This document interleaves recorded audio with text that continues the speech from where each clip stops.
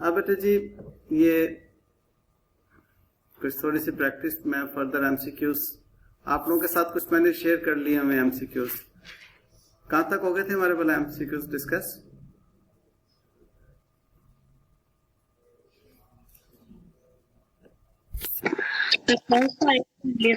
जी बेटे बोलिएगा। चलो 5 से होंगे मैं आपके साथ कर दूं। ये शाइन लिमिटेड वाला हो गया वह question solve? Yes sir. Okay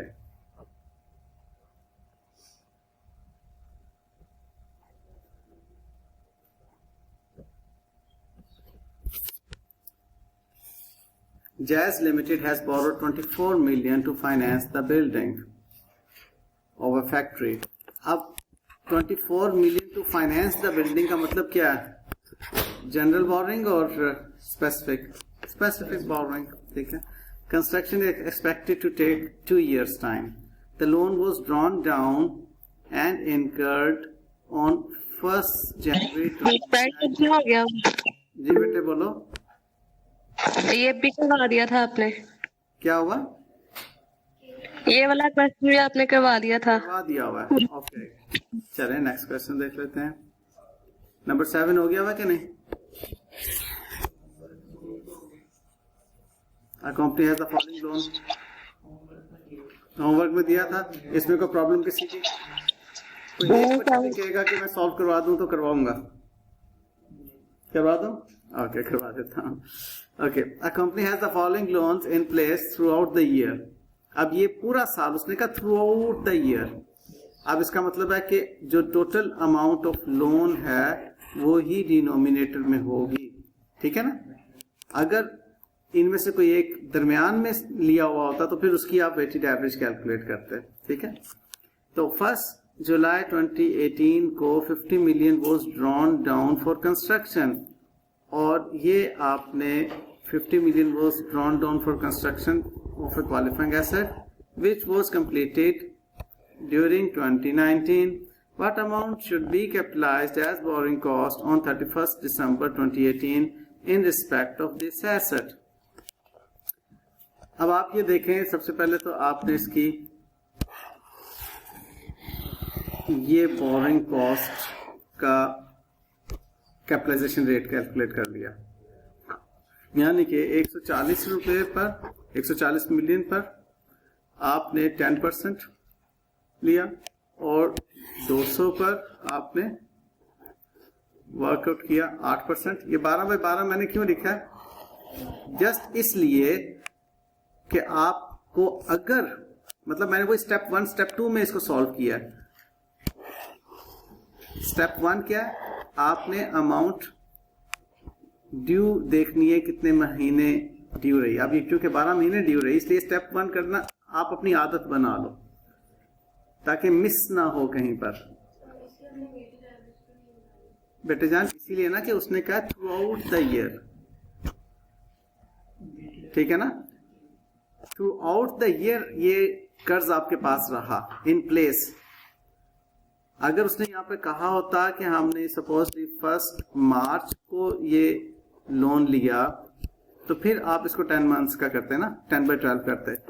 इसीलिए तो मैंने ये स्टेप यहाँ पर रखा, वेटेड एवरेज का स्टेप मैंने रखा यहाँ पर 8/12, 2/12, 3/12, 10/12 वो आप करेंगे तो 12/12 का मतलब थ्रू आउट द ईयर, ठीक है। ये यूं आप इसको इसके साथ रिलेट कर लो।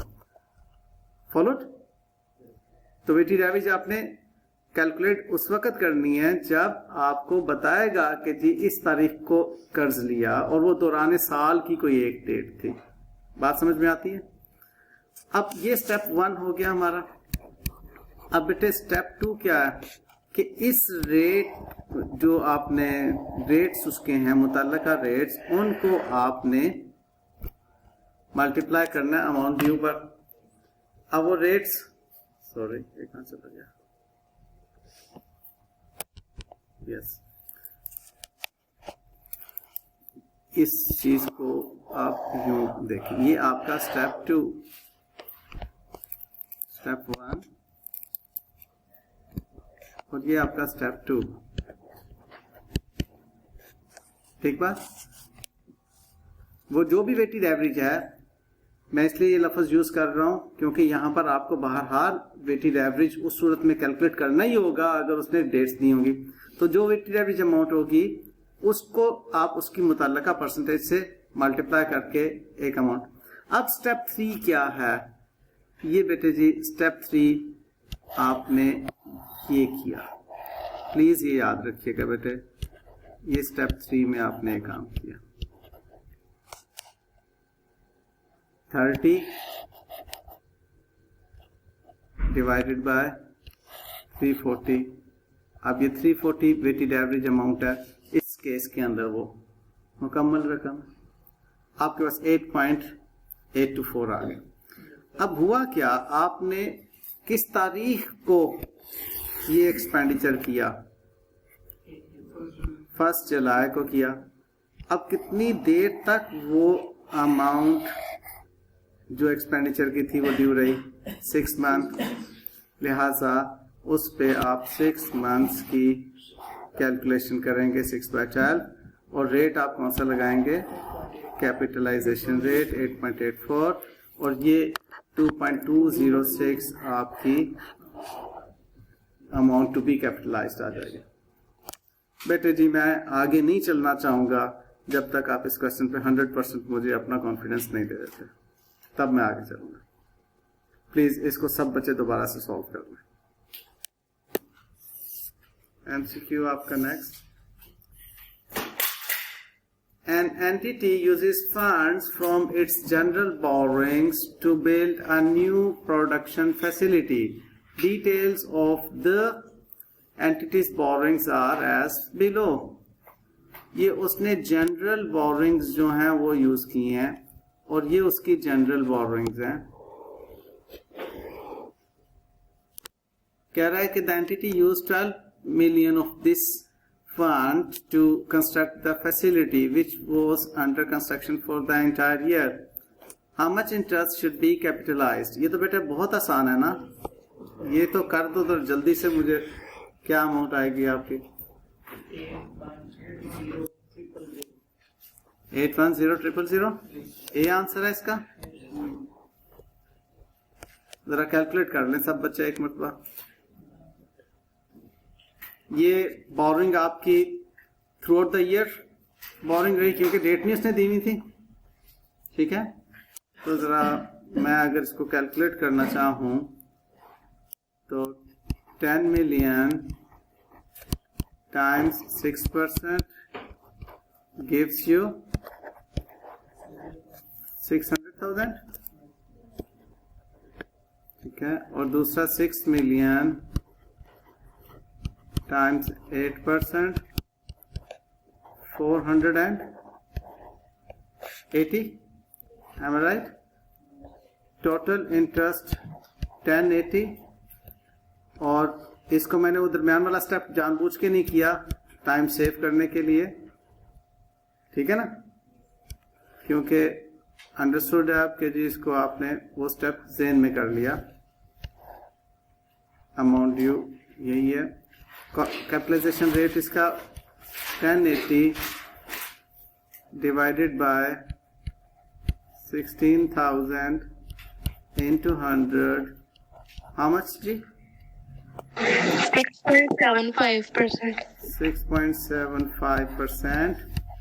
और अप्लाई करें इसको 12 million पर 6.75%। What you get? 810। ये जी इसका solution.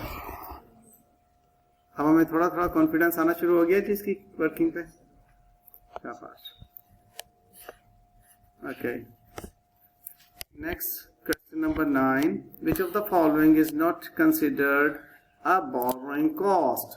Interest expense calculated by the effective interest rate method, financial charges in respect of loan, exchange difference arising from foreign currency borrowing to the extent that they are regarded as an adjustment to interest cost, principal repayment on a loan for property plant and equipment. बताइए जी, A B C D D. C क्या है? आपने जो dollars में कर्जा लिया हुआ था, उन डॉलर्स में जो कर्जा लिया हुआ है उसमें जो फॉरेन करेंसी एक्सचेंज का डिफरेंस है, exchange difference arising from foreign currency borrowing to the extent that they are regarded as an adjustment to the interest cost. जो इंटरेस्ट कॉस्ट की फॉरेन करेंसी एडजस्टमेंट है, लोन की foreign currency adjustment नहीं। जो loan की foreign currency adjustment है वो आपकी आएगी गेन और लॉस, जो इनकम स्टेटमेंट में आपने डायरेक्ट दिखाना है, ठीक है। और जो इंटरेस्ट की फॉरेन करेंसी एक्सचेंज की एडजस्टमेंट आएगी उसको आप बोरिंग कॉस्ट में ले जाएंगे। ये बात समझ में आ गई जी? सी वाली बात समझ में आ गई? असल में सी वाला पॉइंट बहुत इंपॉर्टेंट था, जिस वजह से ये एमसीक्यू की अहमियत बनती है। कहते हैं when activities to prepare an asset for its sale और use are suspended, borrowing cost must be capitalized, expensed, ignored और चार्ज टू इक्विटी। क्या कहना चाह रहा है?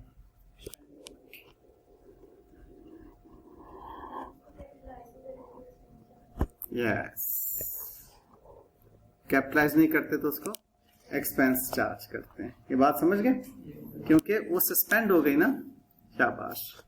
Which of the following is not a condition to commence capitalization of borrowing cost? Capitalization of borrowing cost की 3 conditions बताई थी मैंने आपको। उन 3 में कौन सी फॉल नहीं करती देख लीजिए। Expenditures are being incurred, borrowing cost are being incurred, repayment of borrowing cost has commenced, activities to produce asset. बताएं ए बी सी डी में से कौन सी उन 3 में शामिल नहीं है? सी शामिल नहीं है। शाबाश बेटे, शाबाश, एक्सीलेंट। ठीक है, तवज्जो से पढ़ा हो, कॉन्सेप्ट क्लियर किया हो तो बातें बड़ी सादा सादा हैं। ठीक है। गाजी limited is constructing an office building and is capitalizing borrowing cost in accordance with 23.